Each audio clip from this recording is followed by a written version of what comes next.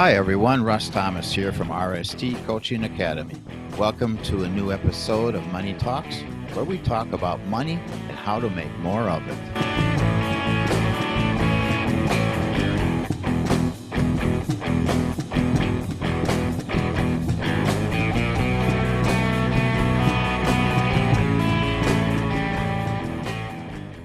Hello there, everybody, on Money Talks today. Russ here from RST Coaching Academy, host of Money Talks on Roku channel, on Amazon Fire, a number of audio podcasts, and also on the RST Coaching Academy blog. So today it's my pleasure to introduce a new friend of mine. His name is Robert White. He lives in the suburb area of Denver. And honestly, I can't wait to hear his story because I've read a little bit about him here. And you're going to hear a story, I think, of from rags to riches, back to rags, and hopefully now onto riches. And ultimately, you'll have some advice for you folks to maybe stay away from the rags part and proceed into the riches world. So with that introduction, Robert, welcome aboard. I'll turn it over to you and let's go. Let's hear where you started in poverty and how you got out of that. All right. Well, thanks, Russ. It's wonderful to be with you and with your listeners. I want to jump forward just briefly in that story. I was, as you know, resident in Aspen, Colorado for about 12 years. Wonderful experience, raised some great kids, met some wonderful people, skied 80 days a year, and traveled with the late John Denver, and just had an incredibly great experience. And I still love Aspen a lot. In my bio, some versions of my biography, it says that one of the things that I love doing is to speak pro bono for Rotary Clubs and other service clubs. I love what they do. I love people coming together to serve our community and make it a better world. So that's a small thing I've done, and I've done it from in the biography it says from Aspen to Singapore, and a lot of places in between. Mm-hmm. The Aspen event is what I thought might be interesting for your listeners. All right. I met people that were active in Rotary in Aspen, and they said, "Will you speak?" And I said, "Absolutely, I'd be delighted to. What do you want me to talk about?" And we brainstormed that, and they were having attendance problems, and particularly attracting new members of Rotary in Aspen. People are surprisingly busy in that resort town, and so we brainstormed around, and the title that eventually was arrived at was this: "How to Lose $30 million in 1 year." Which was true for me. Oh, so, wow. That's kind of in that rags to riches continuum of my life. Look, I grew up with a mother who was very angry and violent, and in poverty, that's true, and a father who was a drunk. He did work Monday through Friday, but he came home Friday night drunk, stayed drunk for the weekend, and went back to work. In that time, and it explains a lot of my psychology, according to the therapist that I've spent an unfortunate amount of time and money with, is that I only had one conversation with my father in the 14 years that we lived together before he died. And that was motivated by my mother because she didn't know what to do with me at some point. So she forced that conversation. My father was I think, this is analysis at a distance, badly damaged person. A lot of really bad things had happened in his life, and he didn't handle it well and retreated into a bottle of whiskey as a way to avoid the pain. Well, they say life. That hurt people, and so that was the story of his life then, probably, and part of your mom's then too, with her anger and abuse and that kind of thing. Wow. Yeah, I've come to a lot of understanding over the years and a lot of forgiveness, which is good for me, quite Yep. frankly. Yep. And so, but I remember that quite often as a child that what does it say? The month ran out, or the money ran out before the month ran out. Mm. And I remember going into the fields and picking kale and dandelion leaves to put with Setback, and that was our food for the last 3 or 4 days of each month. And And to the this is where you were raised, up in Green Bay, Wisconsin, where this this was happened? be this was before that. I was born in West Virginia, and this Okay. happened down there on the river. Oh. But at 8 years old, I did move to, or my family moved to Green Bay, Wisconsin. My father actually supervised the drilling of the city well that is Hmm. still in use, still provides most of the water for Green Bay, Wisconsin. Wow. And and I've often said to people that I had a kind of tough early childhood and maybe till I was 12, but the city raised me. The Hmm. city was only 50,000 people at that time, and it's roughly double that now. I think the city took care of me, teachers, friends, families, just the culture of people caring about people. And I got included in that, being cared about. So when I Wow. look back on my days in Green Bay, they are mostly quite positive and useful and wonderful. After my father died at 14, my mother and my three younger siblings moved back to the South and back to Appalachia. And I stayed in Green Bay. And I was enabled to do that, first of all, with the incredible generosity of a friend's family. Hmm. They had they had 10 children, and I became number 11. Oh, And wow. for the last 4 years of going through high school, the joke was that 10, 11, who cares? That kind of thing. But I got exposed to a real family, people that communicated, that loved each other and showed it. I Oh, mean, wow. not everything was perfect, but it was an incredible formative life experience for me.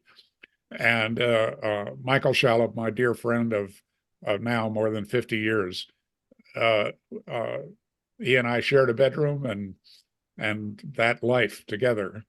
Uh, in in high school, Russ, well, first of all, it was formed a lot by getting my first job in radio at 14 as a control engineer. But by the time I was 17, I had the highest rated radio show in the state of Wisconsin, doing a top 40 radio DJ job. What year Uh, was this? that would have been 1959. Oh So my, you're even older than I am. So you're a child of the late 50s and through the 60s, like me. yeah, Yeah. exactly. Awesome. So that job in radio, first of all, gave me something that I love to do. It gave me a distinction with my classmates. One of the things that it added to was that I was selected by my classmates, 300 classmates, as most likely to succeed. And in that year, at 17 years old, I also made more money than my father had ever made, Hmm. and supported my family at a distance. Wow. So, that people talk about growing up fast, and I think that was kind of true for me. Right. So Um, pretty independent. I would say the way you started out with your mom and your dad and both the, I guess you could say, dysfunctional aspects of family life, it's a miracle that you didn't turn out that same way. I understand that a lot of children of alcoholics become that themselves. One of the things that helped you was the forgiveness aspect, I would say, because you were no longer harboring the bitterness of what had happened to you. And then obviously the support that you got from other people helped see you through all that whole mess. And that's just short of, nothing short of a miracle in your life. That's really great. No, I'm very blessed. Russ, and thank you for calling that out and putting that right out there. Well, the story has some hiccups in it, and one of them was that, at 17, I made a lot of money. I was well known in northeastern Wisconsin. Really amazing experience for me, a healing experience for me in many ways. I graduated number 6 out of those 300 students. And I remember calling my mother, and back in those days, a long distance phone call was a big deal. Yeah. But I got her on the phone and I said, Mom, I was chosen most likely to succeed. I graduated number 6. And the first words out of her mouth were, why weren't you number 1? Oh, gee. So and actually I tell that story because it's indicative of the atmosphere that she created around her of being uber critical. Yeah. Years later, I write a book called Living an Extraordinary Life. And one of the I was very nervous about it when it was released. How will people respond to, a book is a very public thing. It puts your ego out there right on the line. You can't retract it very well either, can you? No, you got to stand behind it. And one of the things that happened was some people that I really respect really liked it. Ken Blanchard, the guy that wrote all those wonderful books and a real genius around organizational development, loved the book. He endorsed it. He bought a bunch of copies for his friends and family. And people like that. And then I'd find people saying, "Oh, I love your book, and I want to buy 50 copies," stuff like that. And I felt wonderful. But people started saying, "I loved your book, but I was somewhat disappointed." And of course, I would say, "Well, what disappointed you?" And they'd say, "The book is not about you and your extraordinary life." And I'd say, "No, it's about our work and graduates of our program and how they interacted with our work." So there's a lot of first person stories there about the work. But for many years, Russ, what I didn't reveal is that one paragraph, a chapter was about me. It didn't say that in the book, but I'll reveal that secret, which is the book is called, or the chapter is called, The Most Dysfunctional Belief That You Can Hold Is You Are Not Enough.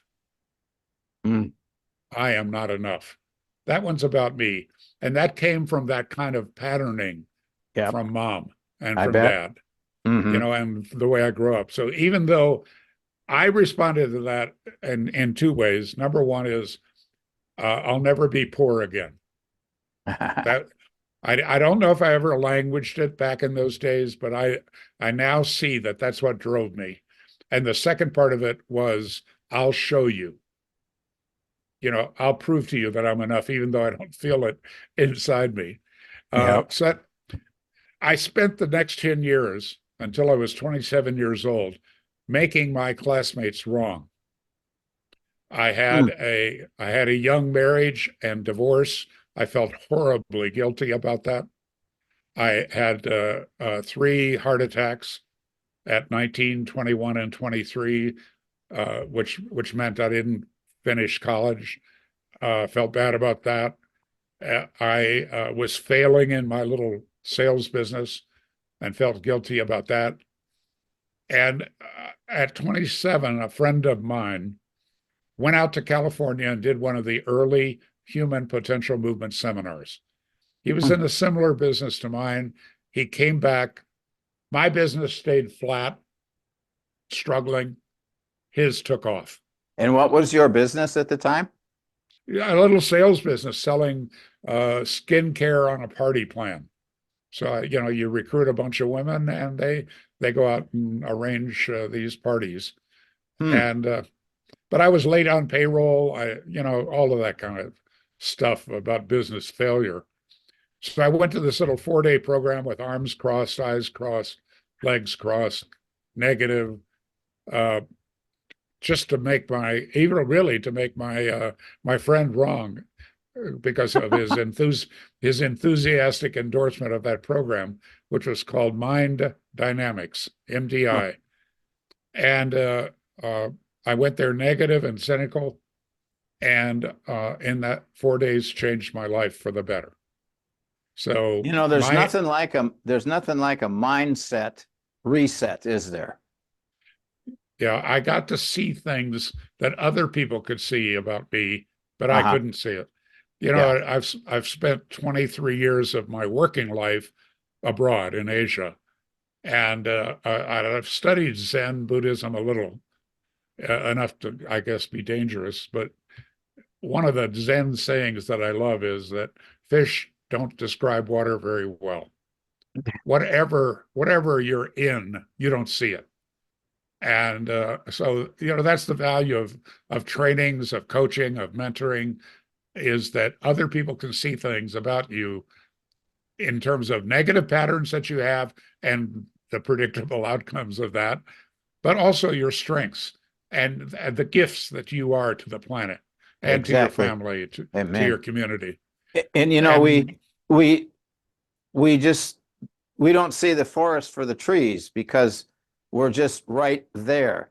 And that, it going back to your point about, why people need a coach, need a mentor, good deal, even if a person is not necessarily in business, just for life. That's why there's people out there that call themselves life coaches. Well, I call myself an individual and business coach, so I guess you could get into the life part of it too.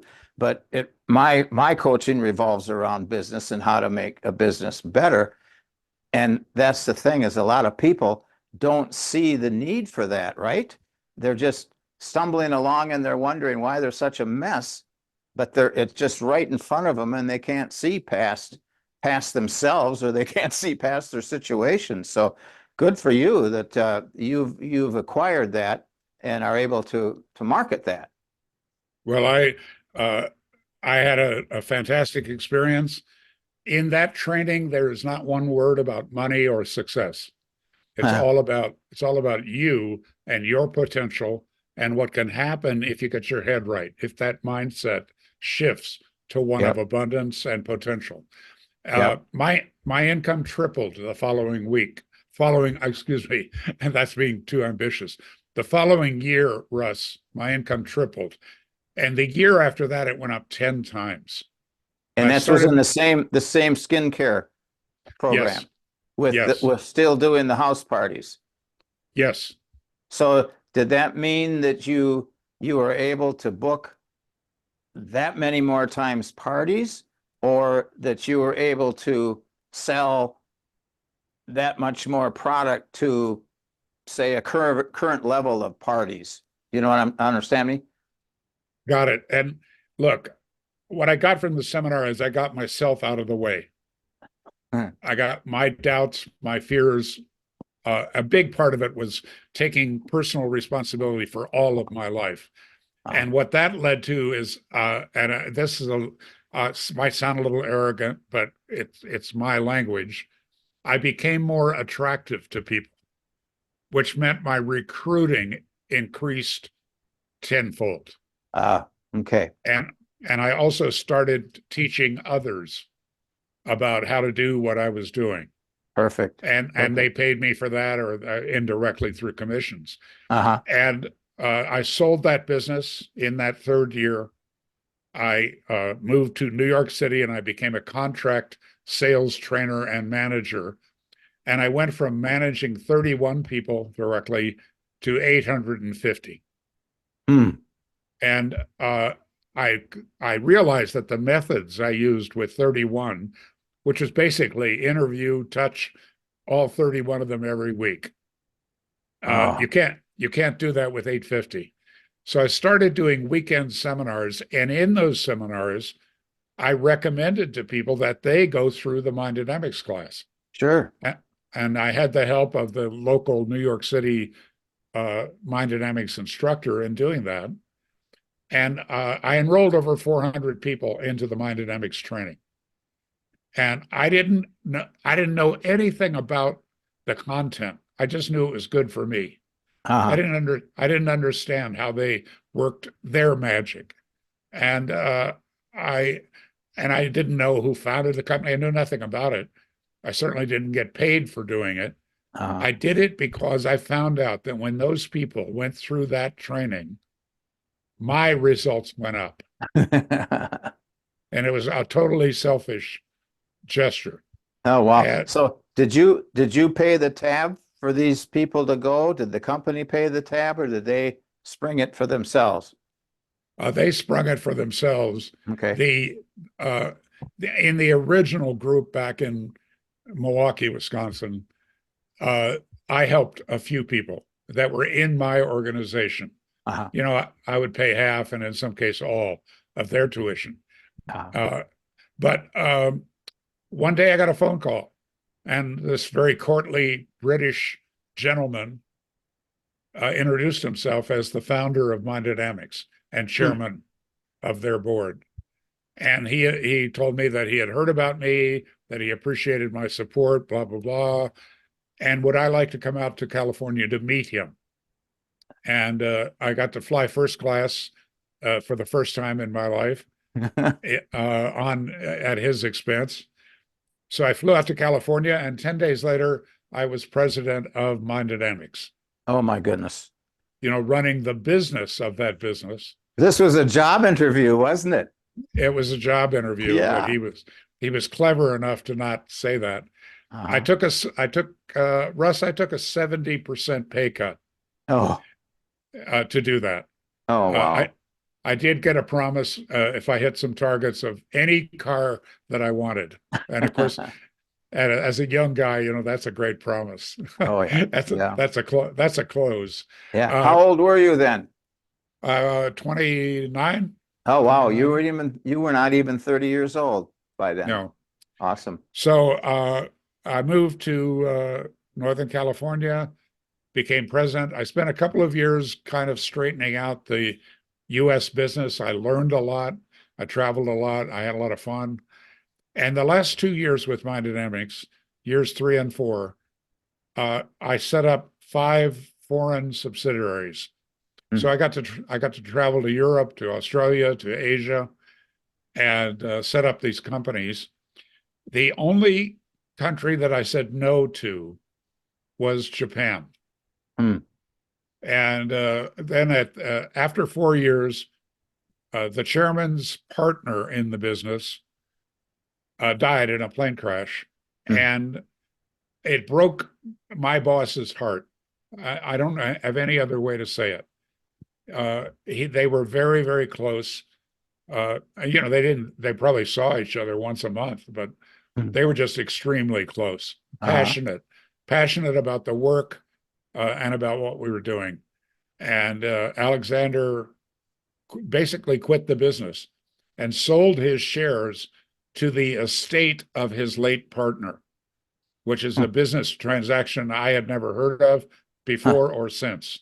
Oh wow. But but the guy that died had over 30 companies that were asset rich and cash poor.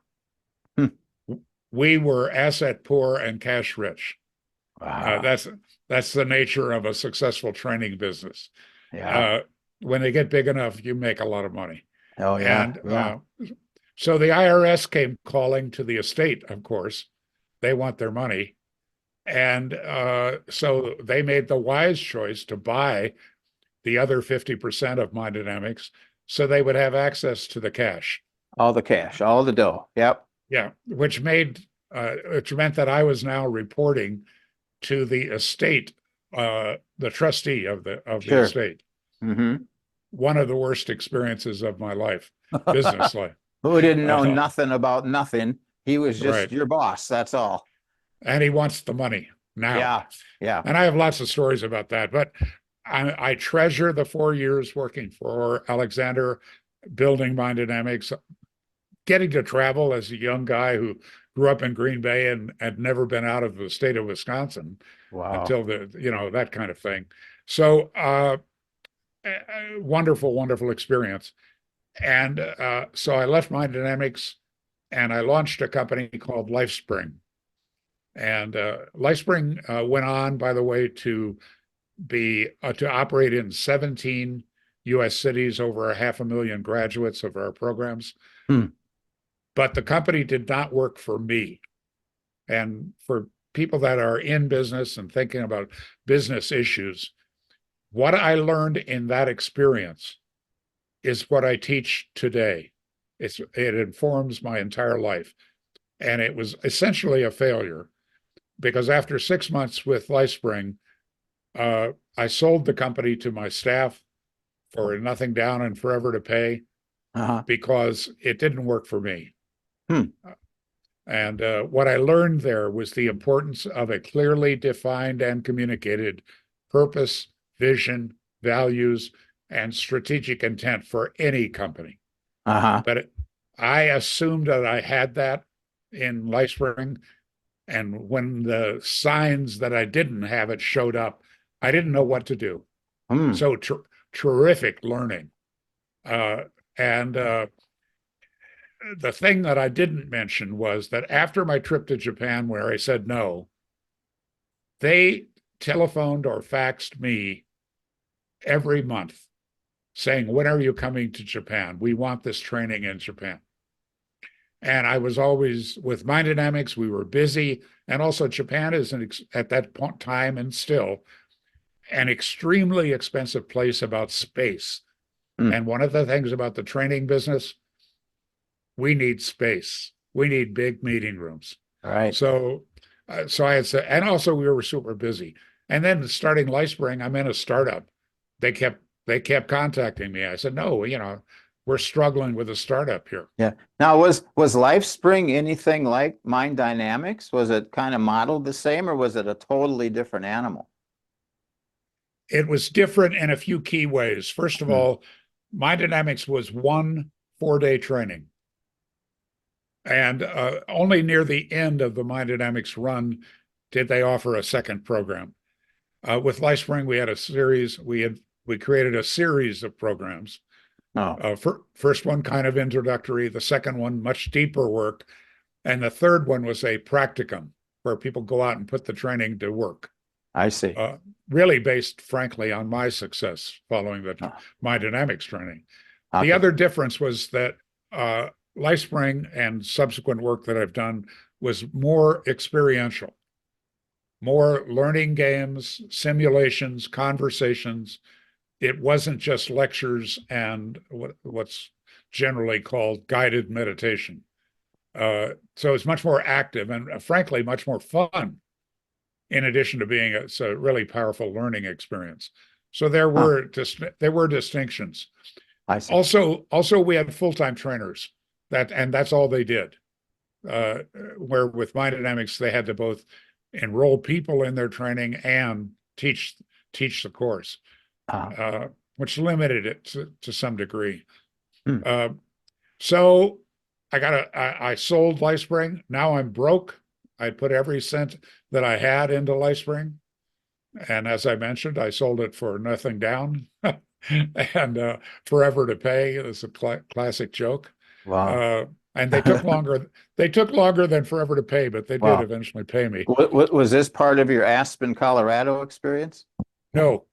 There's more. I was still living in Northern California, and I got yet another contact from Japan, and they said, "Look, a new offer. Come for 90 days, set up a program, and we'll pay you for 1 year." Sounded good to me. I was unemployed, had a family, all of that. So I went to Japan for 90 days and stayed 12 years. I formed a company called ARC International, ARC, which stood for Awareness, Responsibility, and Communication, the 3 main topics of our training. And that company eventually was in 7 countries. We had 7 training centers in Japan, 2 in Taiwan, 1 in Hong Kong, 1 in Manila, 1 in Seoul. What am I missing? Sydney, Australia. 240 people, including 70 full-time trainers. another 50 trainers on a contract basis. Whoa, And you took Asia by storm, didn't you? we did.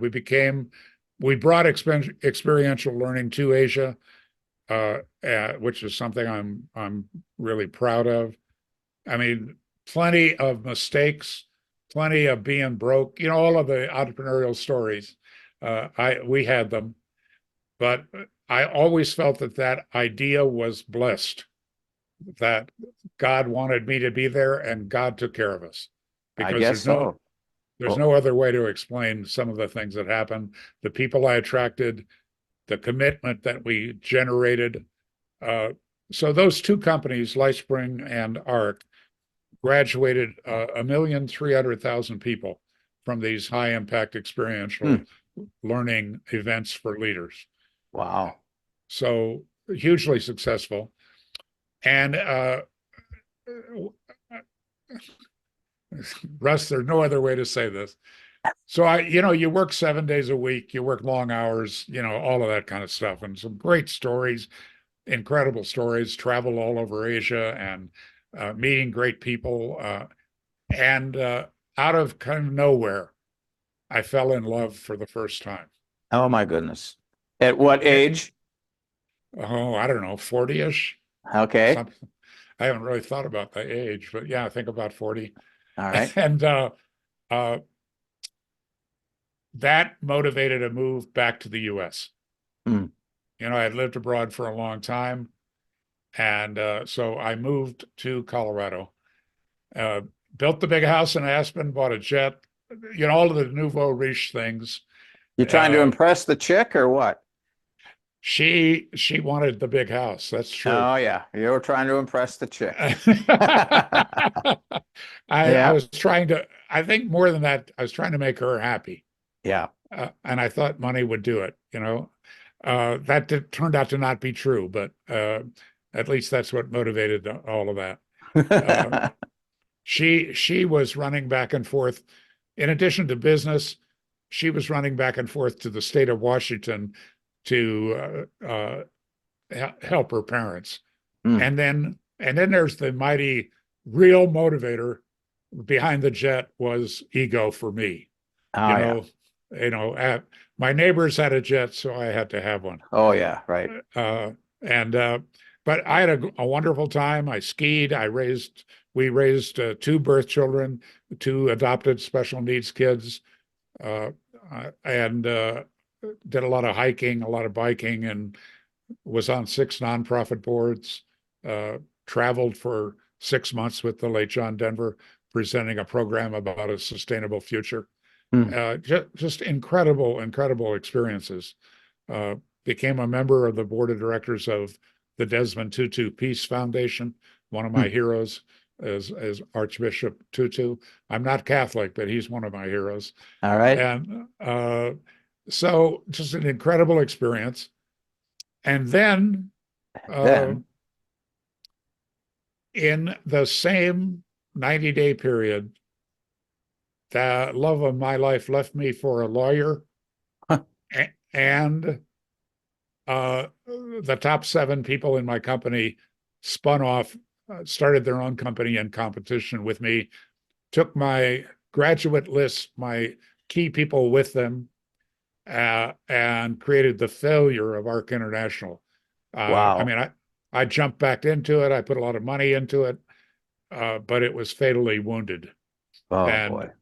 so, and I went back to work. So today I wrote the book. I have a 8.5-hour audio home study program published by Nightingale Conant.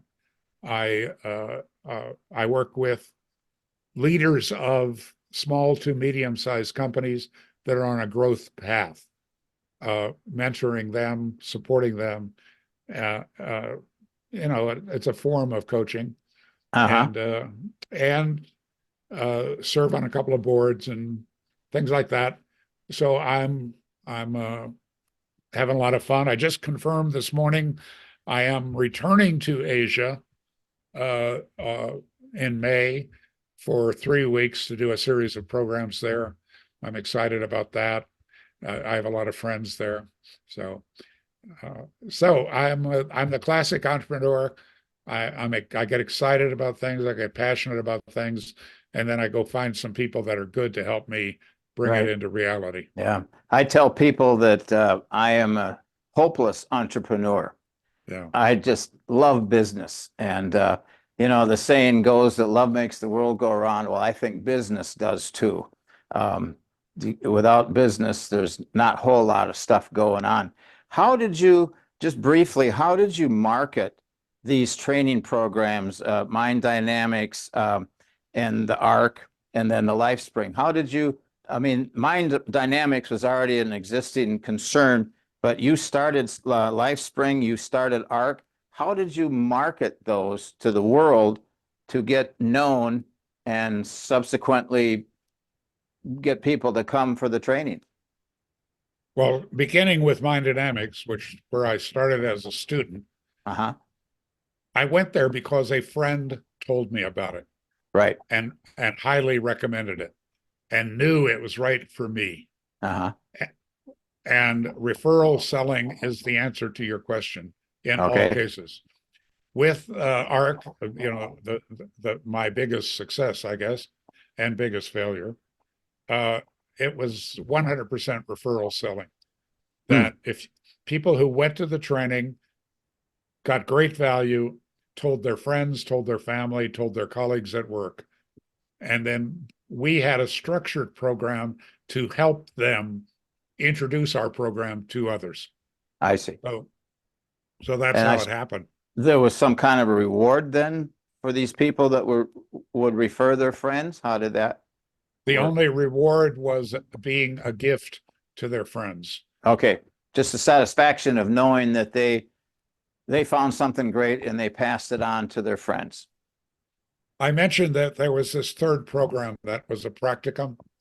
And in that program, which was 3 weekends over a 100-day period, and then some meetings in between. Uh-huh.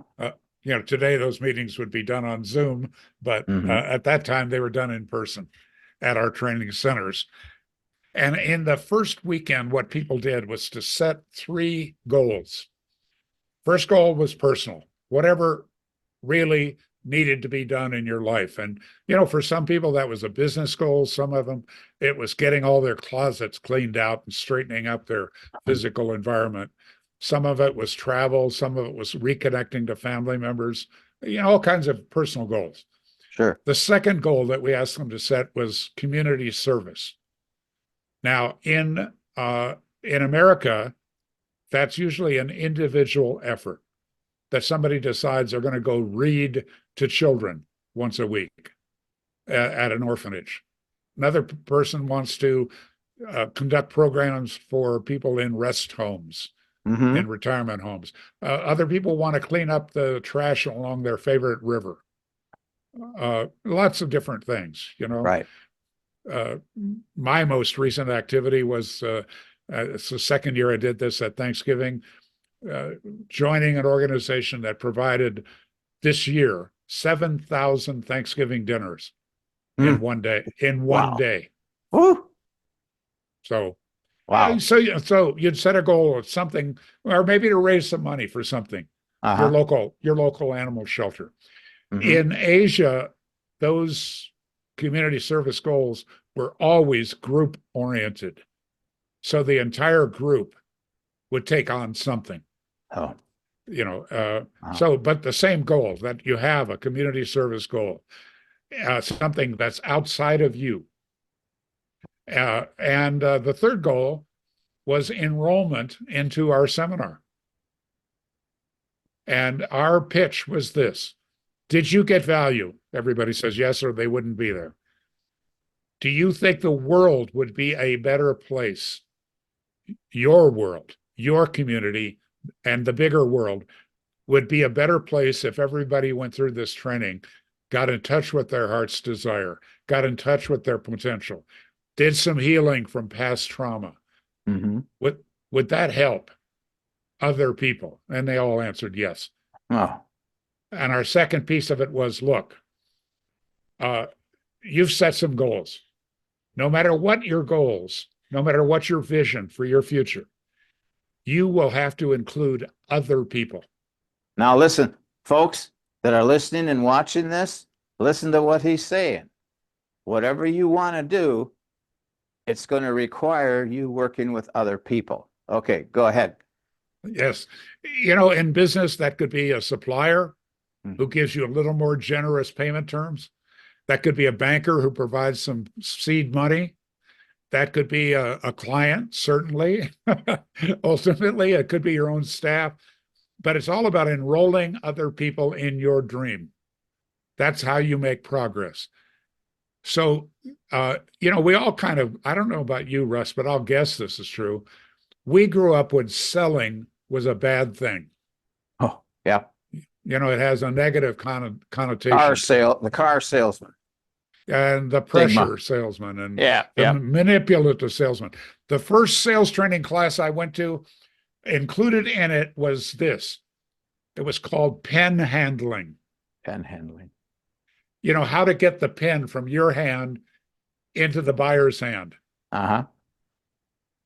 Because, to get them to sign a contract or whatever, right? Yeah. So that kind of manipulation, that's selling was that for many years. It's progressed so far beyond that. But yeah, most people have resistance to selling. Well, part of it was just changing the language. We talk not about selling, but about enrollment. And the distinction there is you're not forcing something on somebody. You're doing a process of discovery to find out what they needed. And then opening a space, in our case, for them to do the seminar. And in that program, people would set goals of 2 or 3 or 4 people, generally. And then during the 90 days, they'd go out and drag people down to our training center for introductory events. And sometimes they would enroll, sometimes they wouldn't. But that's what led to 1,300,000 people. And that does not include the more than 1 million people at Mind Dynamics, because I didn't set up that program. I benefited from it. So the big competitor then, and still doing great business, is at that time it was called EST. It's now called Landmark Education. And they have over 5 million graduates around the world. Wow. All from personal introduction, all from referral. And what is the name of your current business? Extraordinary People. Extraordinary People. And it's about exactly that, about making the breakthrough from ordinary to extraordinary. Yep. Just takes a few things to make that step, doesn't it? You know, if you clear away some of the head trash and start realizing that we are unique. One of my graduates, wonderful guy from India named Arjun Sen, he talks about being one of one. That we're approaching 8 billion people on the planet, and supposedly we all have a different fingerprint. Yeah. Well, but it's different than just that physical fingerprint. We're each here for a unique purpose. I believe that down to my cellular structure. Yep. And so realizing that and acting on that potential, moving toward that, you know, the rules for an extraordinary life have existed for thousands of years. You know, Confucius, Jesus Christ, Lao Tzu, Norman Vincent Peale, Napoleon Hill, and Think and Grow Rich. You know, everything you would really need to know has already been developed by the great teachers throughout history. The Bible says there's nothing new under the sun. Exactly. Yep. And it's just for us to find and experience for ourselves. Yeah, and in a way we can accept and use, and where it fits into our lives at the right time, the right place, and from the right teacher. Right. So, and I've been blessed. I've been blessed with great mentors personally and great coaches, great examples, incredible people that like Desmond Tutu, where when you spend time with them, you are uplifted simply by being with them. Wow. And And through all of that, you've been able to be that to other people, namely these executives that you're working with now from the small to medium business community. So you're multiplying yourself, your knowledge to these individuals. So don't stop. no, I wouldn't. I'm just not a person that can go lay on the beach. I You know. know, Yeah. I Yeah. I love working with business people, and you talked earlier about business, and I couldn't agree more. And Yeah. particularly that as an agent for social change, I think business people know how to get things done. And as more and more of them really start acting in their community, and even nationally, I think they are the key to the future we all want for Yep. ourselves, for our children, for our grandchildren. That what we've learned from all of our failures and our successes, we need to take that out and amplify it in the rest of the world. Exactly. Well said. So, in closing, it is now time for you to offer some specific advice to someone who is watching or listening that might have some concerns in their life, troubles, or whatever the case may be. Maybe they've got hopefully some dreams and goals and visions and stuff. What would Robert say to those people? Well, first of all, that a saying that I didn't invent, but I like, is that everybody wants to go to heaven. Nobody wants to die. Yep. You know, if you want to be more successful, and it's been proven in my life and in the lives of thousands of other people, you have to be willing to pay the price. In first of all, that mindset work, in getting support from others, and being clear about your own purpose, vision, and values, and acting in integrity with them. There's some key aspects to that. The way I can contribute to you is this. I'd suggest you go to my website, which is therobertwhite.com. And under resources, you'll find a way to sign up for my free weekly e-zine. It's called An Extraordinary Minute with Robert White. I take some great ideas and my comments about them that can be read in 1 minute or less. So it's free. You'll also receive everything in a way that I've learned about success in a free 28-page PDF. It's a shareable document. It's one of the few things where I recommend you actually print it out instead of just having it on your computer, because you can do a little self-evaluation and know where you need to focus your effort in getting better. Exactly. So those are two things that are free, and it gets us into a relationship, and I like that a lot. Yeah. Because now we're in touch. Now we can talk. Right. Now we can email back and forth or text or whatever. Sure. And the website is therobertwhite.com. THE? Exactly. Okay. Yes. All right. I know you said the Robert White, and I just want to make sure there wasn't two E's there. So it's the Robert White. I bet somebody else had already taken robertwhite.com, huh? They have, unfortunately. Yeah, son of a gun. Yeah, that's like somebody had taken russthomas.com, so I'm russthomas.net, But Yep. anyway, so you answered my next point, and that was, how can people get in touch with you?